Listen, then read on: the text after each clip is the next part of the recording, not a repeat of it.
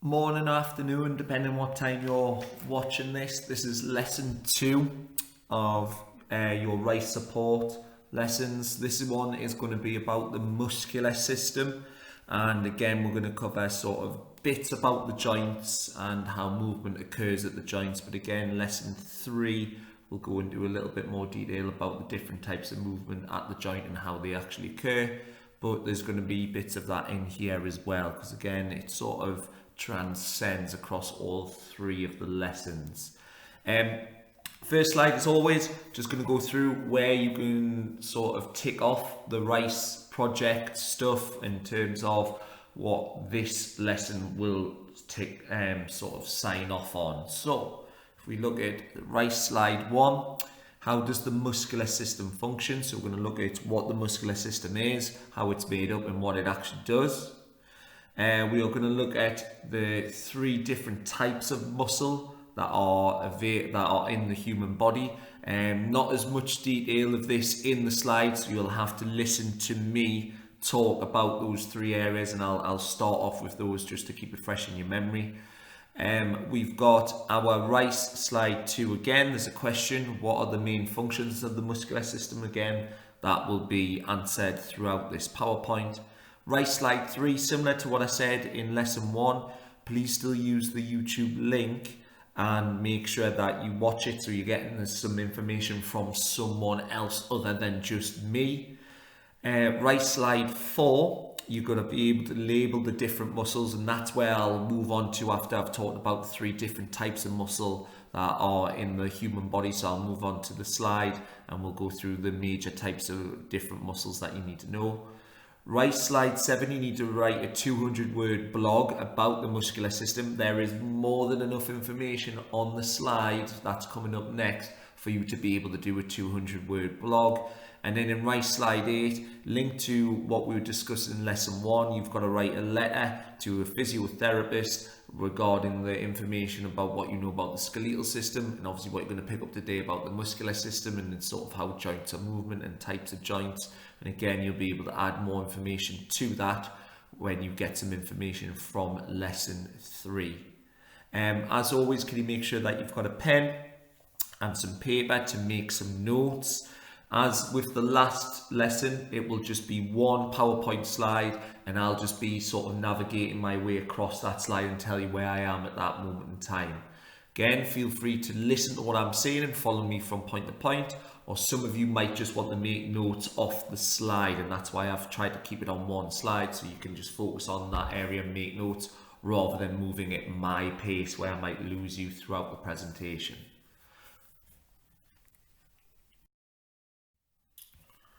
Right, as discussed, I don't have everything about the 3 types of muscles on this slide, but if we start in the top left hand corner, it does talk about one type of muscle, and this is the main type of muscle that we need to know about when we're talking about the muscular system. But it is worth knowing that we've got 2 other types of muscle, and again, make notes on this now, please.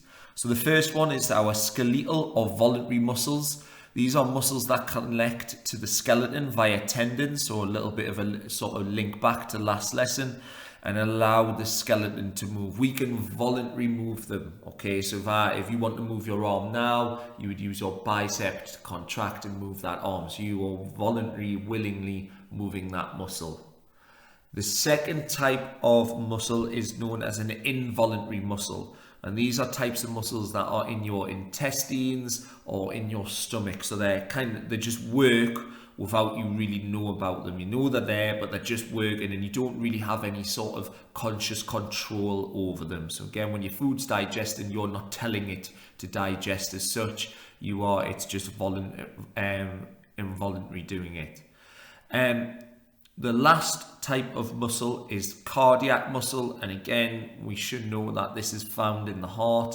Again, this muscle is very strong and does not fatigue for obvious reasons. So again, 3 types of muscle: voluntary or skeletal, involuntary, or we could call it smooth muscle, found in the intestines, cardiac muscle, found in the heart, the walls of the heart, and does not fatigue and keeps on working. And then obviously, as I've discussed, we've got skeletal or voluntary muscle, which we're going to look at in more detail throughout the duration of this lesson.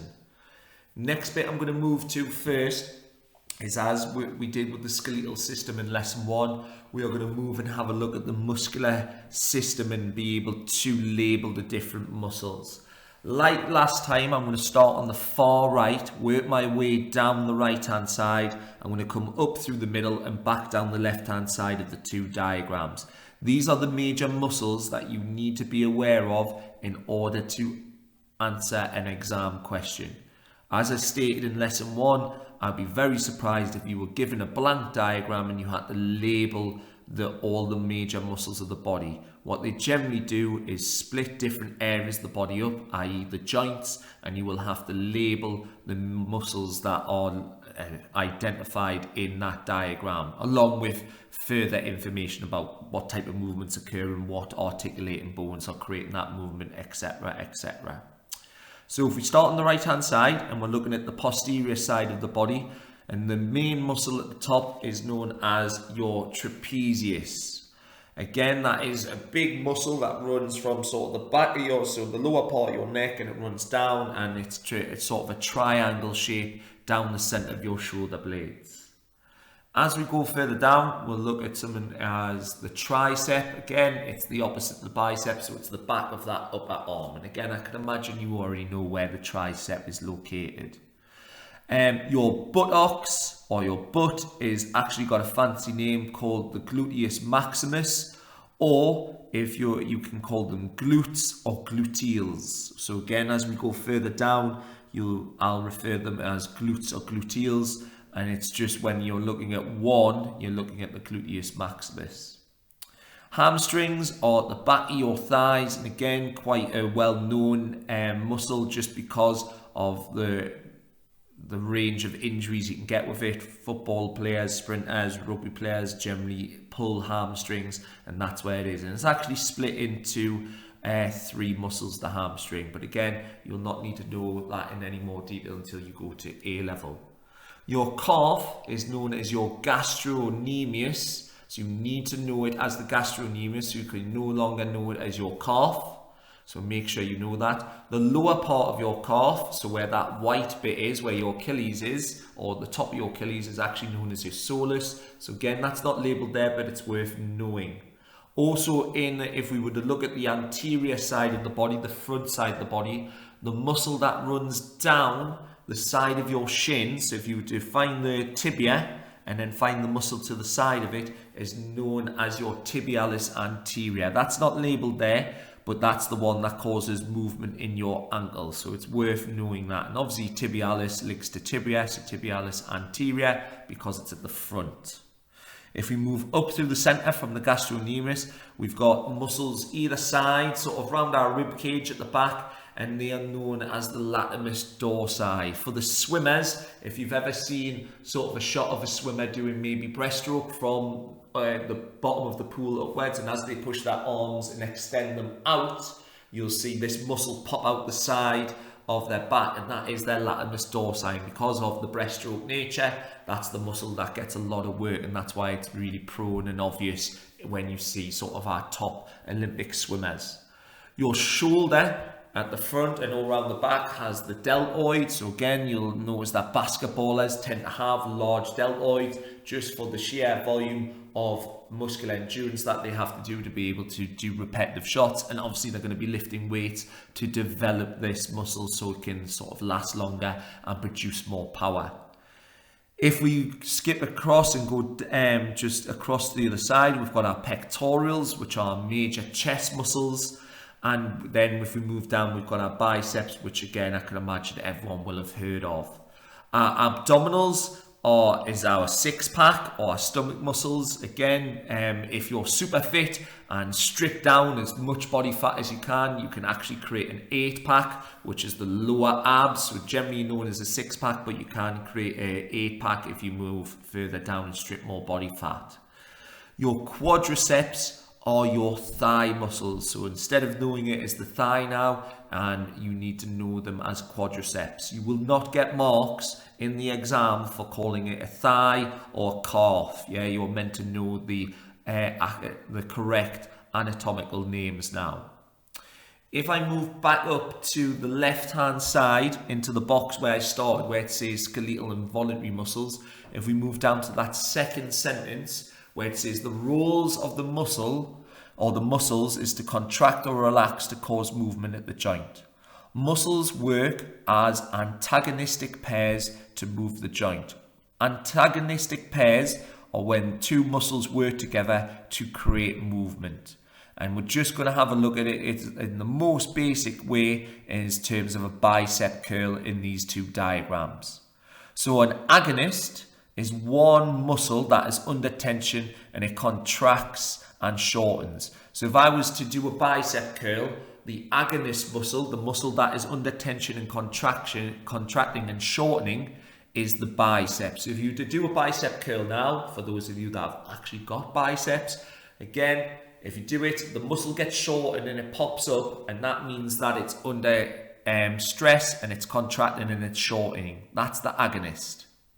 The antagonist, the other muscle of the pair, relaxes and lengthens. So that's the tricep. So if you were to do a bicep curl, your tricep is now relaxing. It's a bit like a pulley system. When one pulls and folds, the other one relaxes.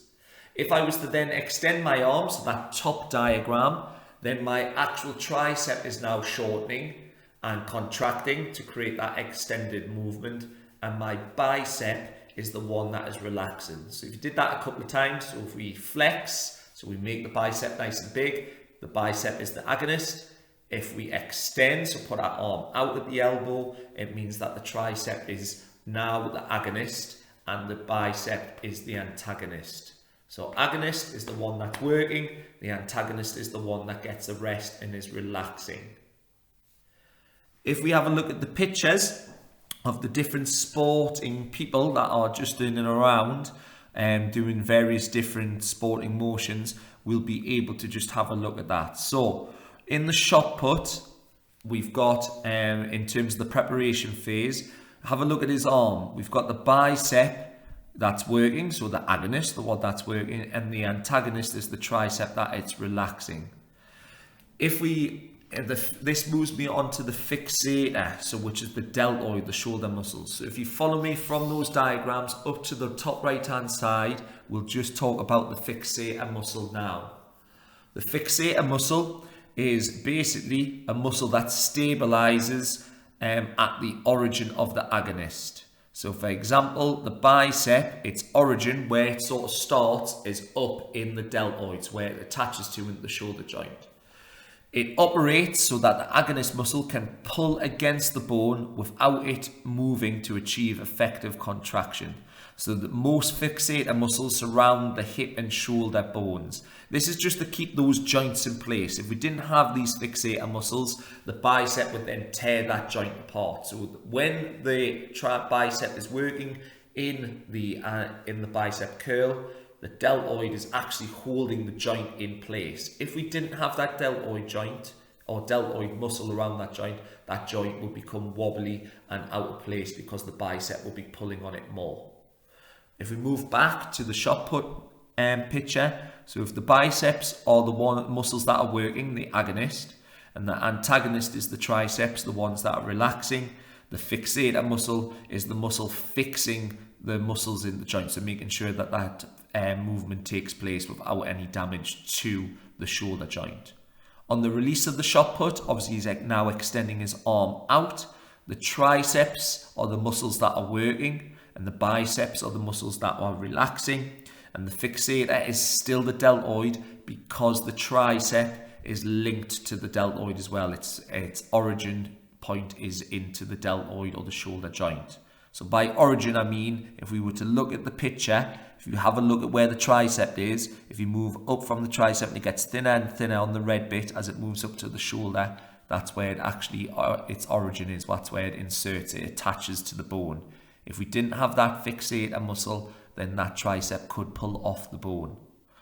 Bicep curl, again, it's going to be similar to what we've just discussed. The agonist is the bicep and the antagonist is the tricep. So agonist, muscles contracting, antagonist, the muscles that are relaxing. And again, because it's the tricep and the bicep, the fixator muscle is the deltoid.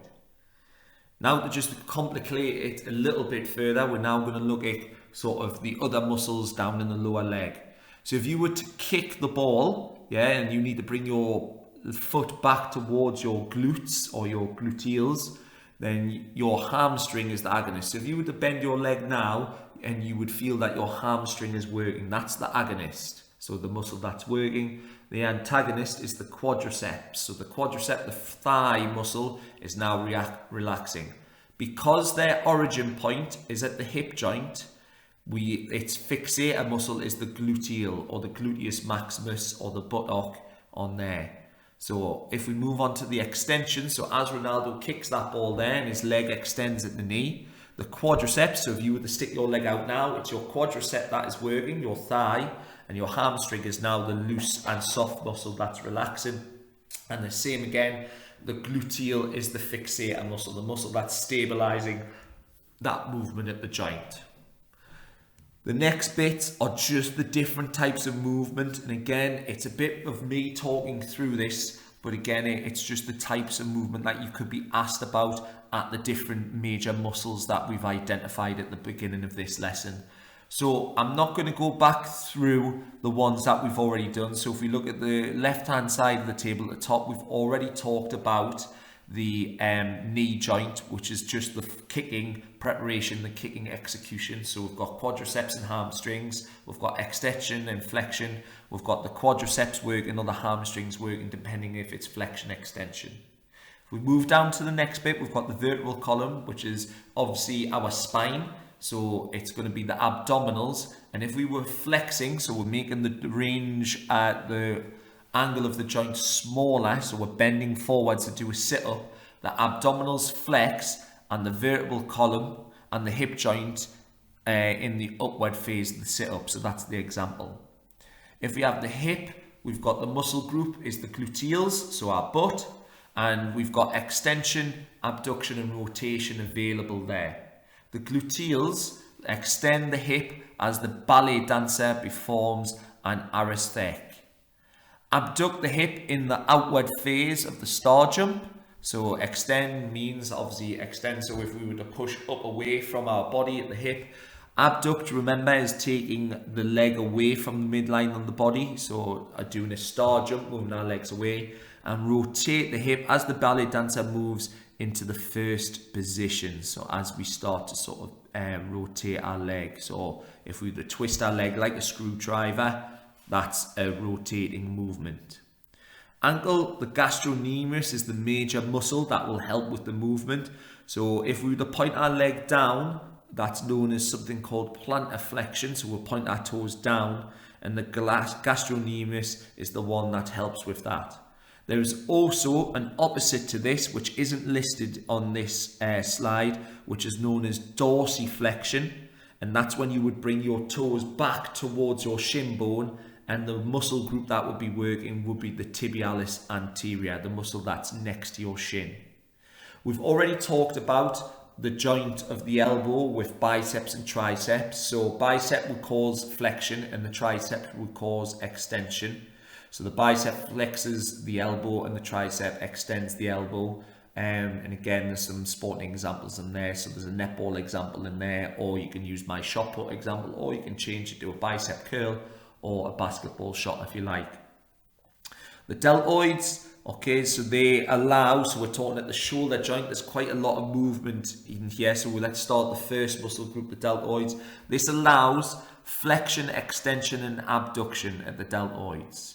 To create flexion, the shoulder of a tennis player when they throw the ball up to serve, so that it would flex at the elbow, so a nice straight arm. At the shoulder.